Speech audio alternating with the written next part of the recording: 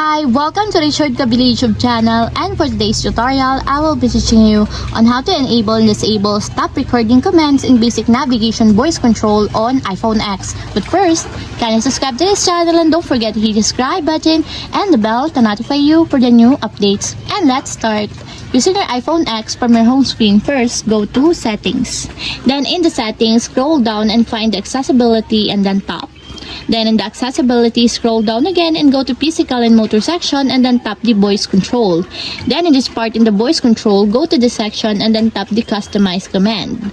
Then in the customize command, tap the basic navigation. And then after that, in the basic navigation, scroll down and then find and tap the stop recording commands. Then in the stop recording commands, as you can see that it is already enabled. But you have to activate also the switch button under the confirmation required to fully enable the stop recording commands in your basic navigation until it becomes green.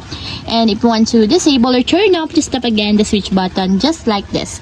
And that's it, we have successfully enabled and disabled stop recording commands in basic navigation voice control on iPhone X. If you have a question, click comment down below and don't forget to hit the subscribe button and the bell to notify you for the new updates. And thank you for watching.